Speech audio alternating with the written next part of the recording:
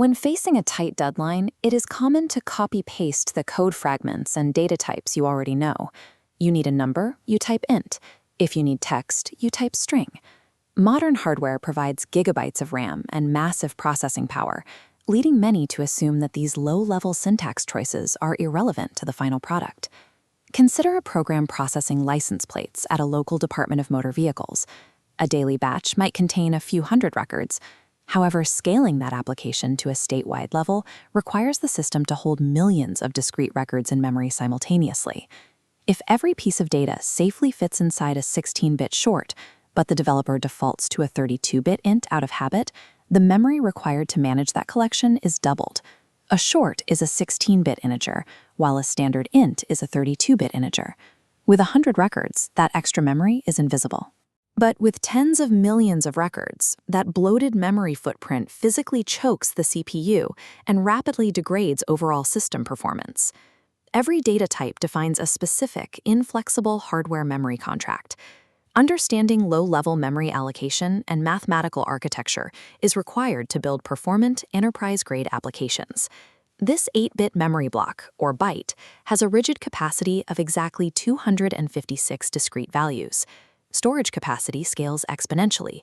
A 16-bit type holds over 65,000 values. A 32-bit holds 4.2 billion, and a 64-bit container represents over 18 quintillion discrete values. Cross-platform syntax often masks these identical underlying hardware constraints. In C#, a 16-bit unsigned integer, a whole number that cannot be negative, is declared as a U-short. In Swift, that exact same block of memory is called a uend16. Java's architecture lacks a dedicated unsigned 16-bit integer entirely. Instead, it relies on the char type as a substitute, even though char is typically reserved for text characters. The physical CPU operates the exact same way regardless of which language's compiler is being utilized. A 16-bit block remains 16 bits. Treating platform-specific syntax as identical under the hood leads to memory bugs that are difficult to diagnose when scaling software across multiple devices. A fundamental limitation of modern computing is that binary arithmetic cannot perfectly represent base 10 decimals.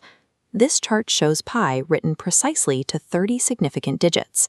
Placing this value into a 32-bit float forcibly truncates the data, retaining only 6 significant digits.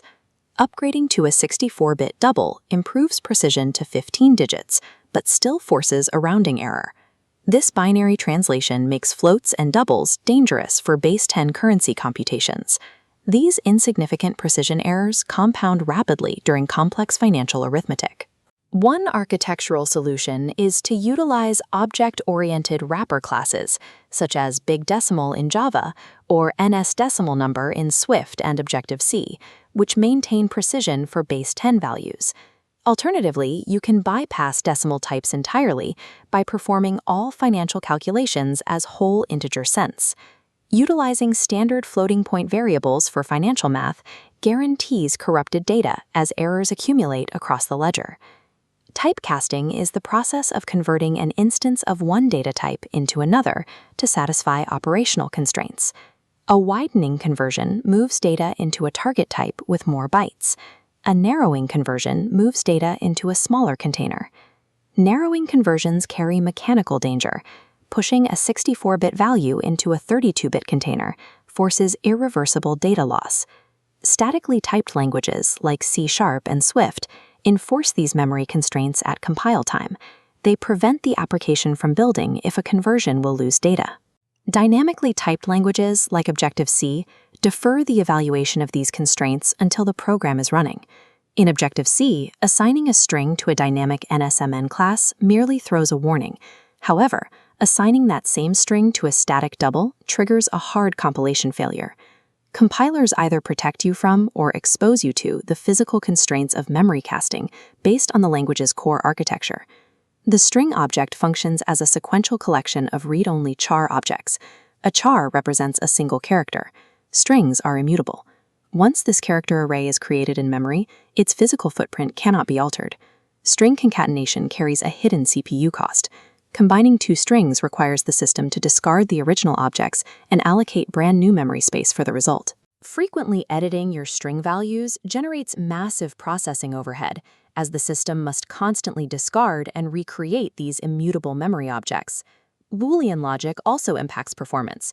Basic logic operators, like and or, dictate execution flow and total processing time.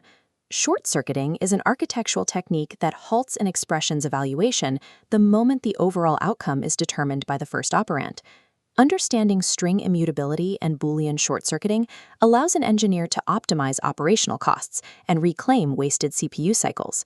Primitives, floats, Booleans, and strings form the atomic bedrock of all system logic and memory overhead. However, singular primitives cannot efficiently store multiple pieces of user data that arrive dynamically at runtime. Solving this aggregation problem requires the next layer of abstraction, the array. An array is a container that holds a fixed number of items of a strictly defined data type. In C-based languages, an array is a contiguous block of memory. Its size is determined precisely at creation and remains locked.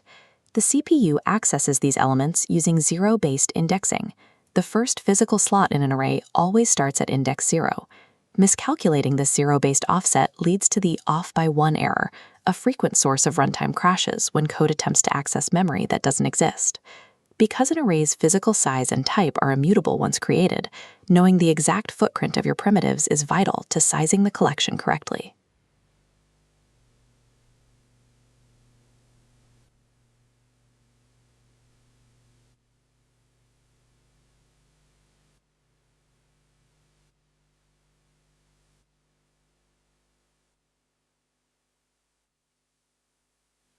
Mastering these primitive memory allocations allows an engineer to finally build highly reliable, infinitely scalable data structures.